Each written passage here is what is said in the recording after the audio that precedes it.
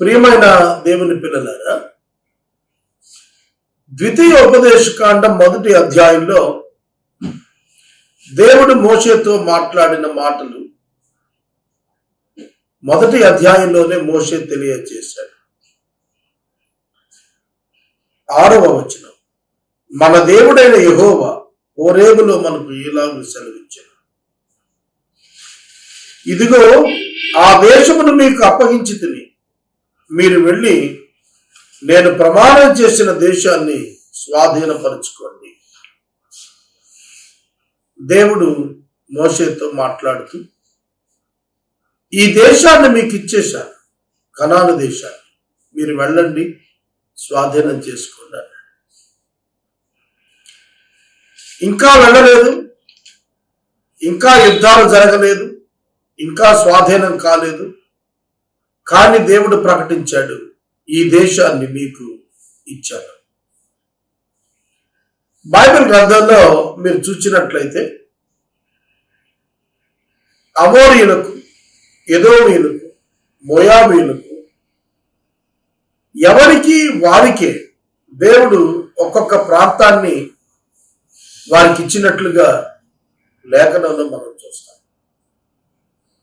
ఎదోము ఇశ్రాయేలీయులకు దాయాదులే, అన్నదమ్ముల బిడ్డలే. కానీ వారి భూభాగంలోకి వెళ్ళొద్దన్నాడు, వారి మీద కత్తి ఎత్తొద్దన్నాడు. మోషే అలాగే వెనకకు వచ్చేశాడు, రక్కదారి నుండి వెళ్ళాడు. కారణం ఏంటి? దేవుడు ఎవరి భూభాగం వారికి ఏర్పాటు చేశాడు. కేవలం ఇశ్రాయేలీయులకే కనాను దేశాన్ని ఇవ్వటం కాదు, కేవలం ఇశ్రాయేలు వారికే కనాను దేశాన్ని ఇచ్చివేయటం కాదు, ఎవరికి వారికే. ద్వితీయోపదేశకాండం 2వ అధ్యాయం 5వ వచనంలో, ఎదోమీయులతో కలహపడవద్దు, ఏలయనగా శేయీరు మన్యం నేను వారికి ఇచ్చేశాను, వారికి ఇచ్చిన భూమిలో ఒక్క అడుగు కూడా మీకు ఇవ్వను, ఒక్క అడుగు కూడా మీకు ఇవ్వను అన్నాడు.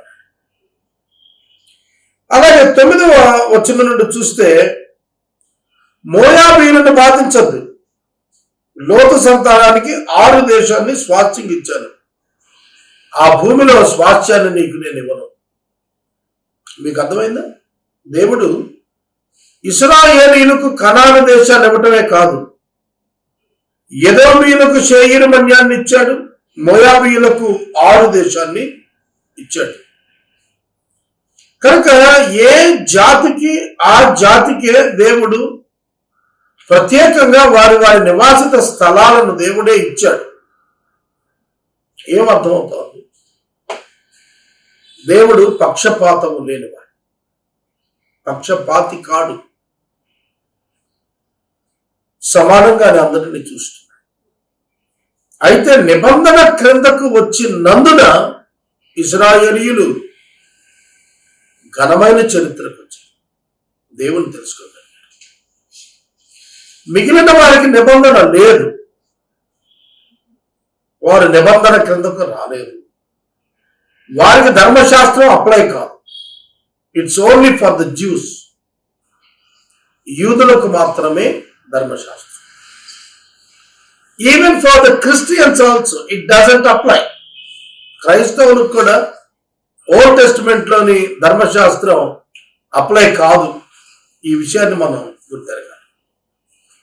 దేశాన్ని అప్పగించాను మీకు, మీరు ఆక్యుపై చేయండి, స్వాధీనం చేసుకోండి. That is our God. ఇశ్రాయేలీయులు ఐగుప్తు నుంచి విమోచించబడటానికి ముందే, ఇంకా ఐగుప్తులో ఉండగానే మోషేకు హోరేబు పర్వతం దగ్గర చెప్పాడు, ఈ దేశం మీకు ఇస్తాను, వాళ్ళని ఆరాధించడానికి నువ్వు తీసుకురా. గుర్తించండి, ఇన్ గాడ్స్ ఇటర్నల్ ప్లాన్, దేవుని యొక్క నిత్య ప్రణాళికలో the design was completed. The whole design was completed and the program completed. Very much designed. గుర్తించండి. ఆయన ఏర్పాట్లు ఆయన ముందస్తుగానే చేశాడు. ఎప్పుడు ఏ కండిషన్స్ ప్రివేల్ అయి ఉంటాయో సర్వజ్ఞానాన్ని ఆయనకు ముందే తెలుసు. అందుకే చెప్పాడు, ఆ దేశం మీకు ఇచ్చాడు, మీరు వెళ్ళండి, మీరు స్వాధీనం చేసుకోండి. That is our God. మీరు స్వాధీనం చేసుకోండి, మీ ఎదుట ఆ జనులు ఉండకుండా నేను తోలేస్తాను. Then who will get the credit? God will get the credit, not the Israelites. గుర్తుపెట్టుకోండి, ఎవరికి ఘనత? దేవునికి ఘనత. దేవుడు వారి కనుల ఎదుట నుండి ఆ జాతులన్నింటినీ తోలేసి వారికి ఆ దేశాన్ని ఇచ్చేశాడు యాజ్ అ ఫ్రీ గిఫ్ట్.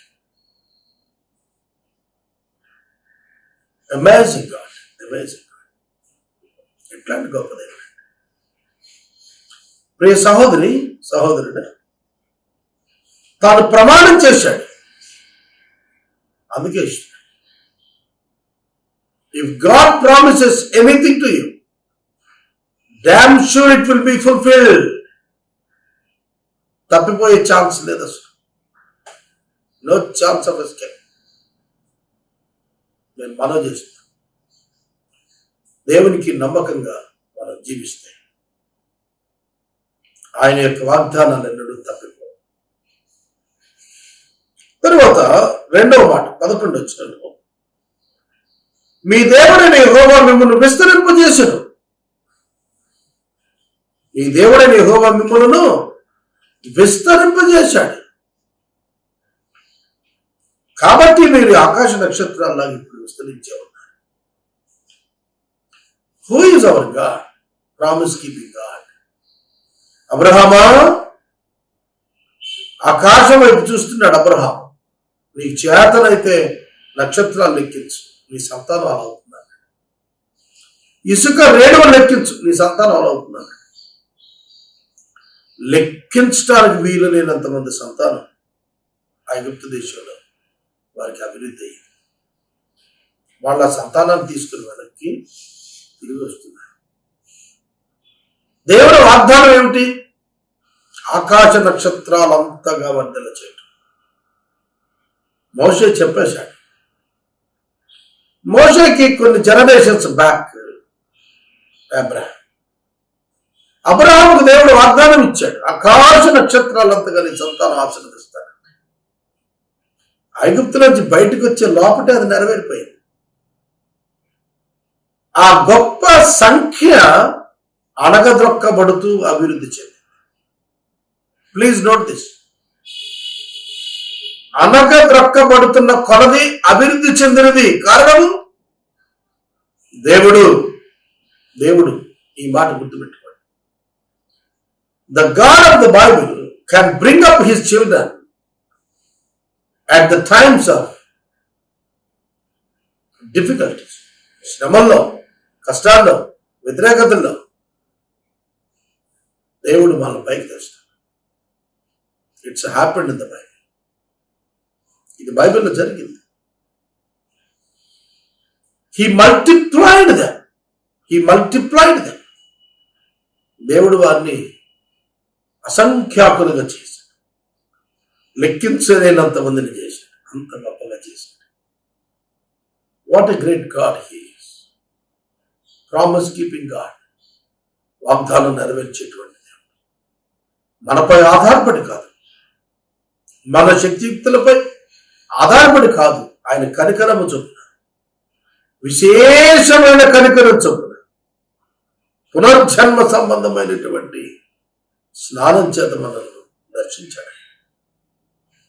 సహోదరుడా, సహోదరి, దేవుని వాక్యం చెబుతోంది, దేవుడు ఆకాశ నక్షత్రాల వలె ఆ సంతానాన్ని విస్తరింపజేశాడు. అది దైవ పాత్రతో అది నెరవేరింది. కనుక కొన్ని విషయాలు బైబిల్లో మనం గ్రహించాలి. ఒకటి, దేశాన్ని ఇచ్చాడు. రెండు, సంతానాన్ని విస్తరింపజేశాడు. అది బైబిల్ గ్రంథంలోని దేవుడు. తర్వాత ఈ అధ్యాయంలో ప్రభువు వాక్యమును నేర్పించినది ఏమిటంటే, మోషే అభ్యర్థన మేరకు కొద్దిమంది న్యాయాధిపతులను ఇశ్రాయేలు జనాంగమునకు వ్యాజ్యాలు తీర్చడానికి ఏర్పాటు చేసుకున్నారు. అలా వ్యాజ్యాలు తీర్చడానికి ఏర్పాటు చేసుకున్నప్పుడు ఎట్లాంటి వారు కావాలట? 1000 మందికి ఒకడు, 100 మందికి ఒకడు, 50 మందికి ఒకడు, 10 మందికి ఒకడు నియమించబడాలి. వాళ్ళు ఎట్లాంటి వారై ఉండాలో తెలిసిన జ్ఞాన వివేకములు కలిగి మీ మీ గోత్రాలలో ప్రసిద్ధి చెందిన మనుషులు అయి ఉండాలి. వారిని మీ మీద నేను పెద్దలుగా నియమిస్తాను. Wise understanding and experienced man. Wise understanding and experienced man.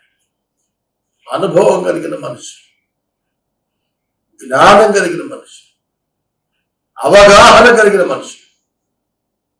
దేనిని గురించి? దేవుని గురించి, దైవశాస్త్రాన్ని గురించి, ధర్మశాస్త్రాన్ని గురించి అవగాహన కలిగిన మనుషులను మీరు ఏర్పాటు చేసుకోండి. అలా ఏర్పాటు చేసుకుంటే నీ మీద ఉన్న భారాన్ని వారి మీద కూడా మోపుతాను కొంత. ఆ విధంగా ఒక గుంపు తయారు అయ్యారు. ఆ గుంపు వారు మోషేకు వారు సహకారులుగా ఉండేటట్లుగా దేవుడు వారిని ఏర్పాటు చేసుకున్నాడు. తీర్పు తీర్చేటప్పుడు వీళ్ళు ఎలా ఉండాలో కోరినప్పుడు దేవుని యొక్క క్యారెక్టర్ ఏంటో అర్థమవుతుంది. ఈ జ్ఞానం కలిగినటువంటి న్యాయాధిపతులు తీర్పు తీర్చడానికి వచ్చినప్పుడు ఆ సంగతి అల్పుల సంగతి అయినా గనుల సంగతి అయినా పక్షపాతం లేకుండా వినాలి. న్యాయపు తీర్పు దేవునిదే కాబట్టి మీరు మనుషుల ముఖం చూసి భయపడబాడు. తీర్పు తీర్చు న్యాయాధిపతి ముద్దాయిని నిందితుడిని చూసి భయపడితే ఇంక తీర్పు ఏం తీరుస్తాడు? ఇవాళ డేరా బాబా అనే ఆయనకి స్పెషల్ కోర్టు జైల్లోనే నిర్వహించి సిబిఐ కోర్టు 20 years జైలు వేశారు. 2 కేసులు 2 పదులు వేశారు కదా. ఆ జడ్జి ఎంత ధైర్యంగా, నిష్పక్షపాతంగా, నిర్మొహమాటంగా, ఏమాత్రం వంగక సిన్సియర్గా తన యొక్క విద్యుత్ ధర్మం అమలు పరిచాడు. He declared him as the criminal. ఒక నేరస్తునిగా, ఒక హంతకునిగా, ఒక వ్యభిచారిగా ఆయన తీర్పు తీర్చి ఒకటే మాట అన్నాడు. ఇతను ఎవరినైతే పాడు చేశాడో వాళ్ళే అతన్ని దేవుని పాదాల దగ్గర బారేశారు. వాళ్ళ ఒక మాట గుర్తొస్తాను. పౌలు పడవ బ్రద్దలైపోయినప్పుడు ఒక ద్వీపానికి వెళ్ళాడు, మెలితే. ఆ గ్రామంలో మెలితేలో అతడు కట్టెలను రాజేయటానికి అని చెప్పి ప్రయత్నిస్తున్నప్పుడు ఒక పావు వేసి ఆయన చేతికి చుట్టూ, ఇదిగో ఇతడు నిజంగానే హంతకుడు, ఇతనికి న్యాయదేవత వాడబద్దలా ఇక్కడికి వచ్చిన ఇక్కడ వదలటం లేదు, ఇతడు చచ్చిపోతాడు. బేది అనేవాడిని స్వస్థపరిచాడు. అక్కడ ఉన్నటువంటి లీడర్ ఫాదర్ని పౌలు స్వస్థపరిచాడు. అక్కడ వాళ్ళు దేవతల పేర్లు, నక్షత్రాల పేర్లు వాళ్ళకి పెట్టబోయారు. పౌలు వారించాడు వాళ్ళందరూ, వద్దని చెప్పాడు. కనుక పౌలు గారు న్యాయదేవత నిన్ను బ్రతకనీయదు అని చెప్పి మెలితే గ్రామ వార్తలు చెప్పినట్టుగా ఇక్కడ కూడా మనం చూస్తున్నప్పుడు న్యాయం తీర్చేవారు నిష్పక్షపాతంగా న్యాయం తీర్చాలి, నిర్భయంగా న్యాయం తీర్చాలి. మనకేమైపోద్దు అని కాదు, మనల్ని ఏం చేస్తారు అని కాదు. తీర్పు తీర్చేటప్పుడు నిష్పక్షపాతముగా ఉండాలి. కఠినమైన తీర్పులు నా యుద్ధకు తీసుకురండి. ముఖం చూసి భయపడకుండా తీర్పు తీర్చేవాడు కావాలి. తీర్పు కొరకు నీ ముందు నుంచున్న వ్యక్తి యొక్క గొప్పతనం చూసి నువ్వు డర్రైపోతావు. భయపడిపోతుంది. ఎట్లా న్యాయం చేస్తాం? అందుకే మోషే న్యాయం అంటే భయపడేవాళ్ళు కావాలి, గాడ్స్ జడ్జిమెంట్కు భయపడేటువంటి వాళ్ళు కావాలి. అటువంటి వాళ్ళని న్యాయాధిపతులుగా నియమించుకుంటున్నాడు. న్యాయాధిపతులుగా నియమించు. కనుక దేవుడు ఏమిటి అని చూసినప్పుడు, he likes people and he wants the leaders to bear the burdens of the people. నాయకులు కొందరు లేచి దేవుని పిల్లల భారాన్ని భరించేటట్టుగా దేవుడు పిలిపించాడు. ఇది మనం ఇక్కడ గమనించాల్సింది. ద్వితీయ ఉపదేశ కాండం దేవుని గురించి వర్ణిస్తా, నూతన తరపు ప్రజలకు ప్రభువు అంటే ఏమిటో అర్థమయ్యేటట్లుగా మోషే వర్ణన ఇస్తూ, ఆ తర్వాత కాలేబు యెహోషువ తప్ప ఎవడును కనానులో ప్రవేశింపరు పాత తరపు వారిని మోషే ముందుగా చెప్పాడు. యెఫున్నె కుమారుడైన కాలేబు తప్ప మరి ఎవడు చూడడు. అతడు పూర్ణాత్మతో యెహోవాను అనుసరించిన, అతడు యెహోవా నామాన్ని బట్టి అతడు ప్రవర్తించినటువంటి ఆ కారణం చేత కాలేబును దేవుడు కనపరిచాడు. దేవుడు నమ్మకమైనటువంటి వ్యక్తులను గనపరిచేటువంటి దేవుడు. దేవుడు నమ్మకమైన వ్యక్తులను చూస్తున్నవాడు, బలపరుస్తాడు. ఏ వ్యత్యాసం లేదు. అందుకనే మనం చూసినప్పుడు ఆయన పూర్ణ మనసుతో కాలేబు దేవుని నమ్మకంగా వెంబడించిన వాడుగా 35వ వచనం 36వ వచనాల్లో ద్వితీయోపదేశ కాండంలో వర్ణించాడు. దేవుడు ఎందుకని కాలేబు యెహోషువలనే ఆ తరము వారిలో ఇద్దరినే కనాను ప్రవేశానికి అనుమతించాడు? మోషే జవాబు చెప్పాడు, దానికి తిరుగుబాటు కారణం, సణుగుకొనుట కారణం. అమోరీయుల చేతికి దేవుడు వారిని అప్పగించాడని చెప్పి బాధపడ్డాడు. ఒక మాట ఆలోచన చేయి. నూతన తరం జనం తెలుసుకోవటానికి పదే పదే మోషే చెబుతున్నాడు, సణుగుకొనుట తిరుగుబాటు చేయుట వలన దేవుని ఉగ్రతకు మేము పాలయ్యాం. Don't blame God in your life. మీ జీవితంలో దేవుణ్ణి ఎప్పుడు నిందించకండి. Don't murmur on God. దేవుని పైన సణుక్కోకండి. దేవుడు దేవుడే, ఆయనలో ఏ లోపం ఉండదు.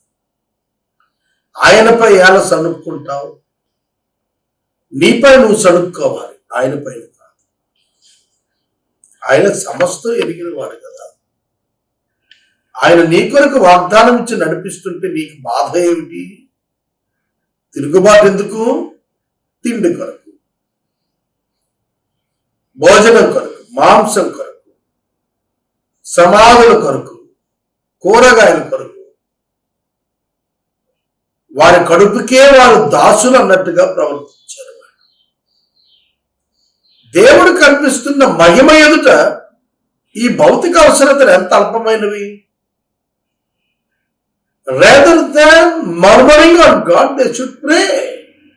వాళ్ళు ప్రార్థన చేస్తుంటే బాగుండేది, కానీ వాళ్ళు కొనిగారు.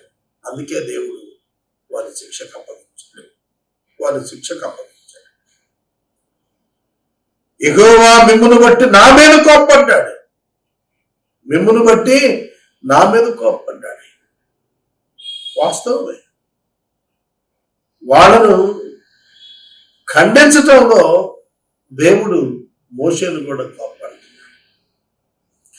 ఎందాక మీరు నా మాట విననొల్లకపోతారని మోషేను అడుగుతున్నాడు. అది కోప్పడ్డారంటే. మోషేను ఇంక్లూడ్ చేశాడు అందులో దేవుడు.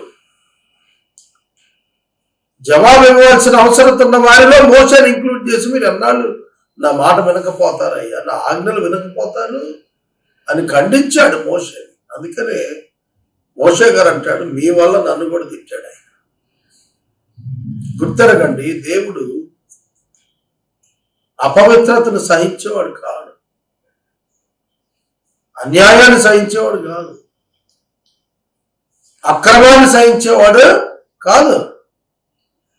God loves order, not disorder. దేవునికి క్రమం కావాలి, అక్రమం అవుతుంది. దేవుని దగ్గర ఉండే బిడ్డలు విలువలు కలిగి ఉండాలి, జీవితంలో దాన్ని అభ్యాసాలు చూపగలిగేవారై ఉండాలి. అది ఆయనకు కావాల్సింది, అదే ఆయన కోరుకునేది.